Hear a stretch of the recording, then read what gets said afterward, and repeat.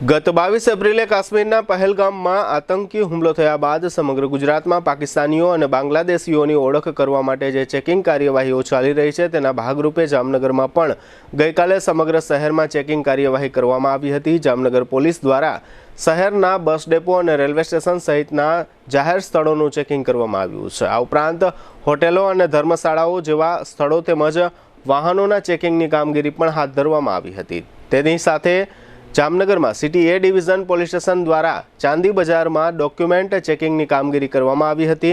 सोना चांदी बजार में काम करता कारीगर लोग भारतीय नागरिक है कि केम तेनी ओळख करवा माटे आश्रे 50 जेटला कारीगरोना डॉक्यूमेंट्स चेक करवामां आव्या होवानुं सिटी ए डिविजनना पीआई निकुंज चावड़ाए जणाव्युं छे। अत्रे उल्लेखनीय है कि चांदी बजार विस्तार में सोना चांदीनी दुकानों में वर्षोथी सैकड़ों परप्रांतीय कारीगरो नौकरीओ करे छे अने आसपासना विस्तारों में वसवाट धरावे छे।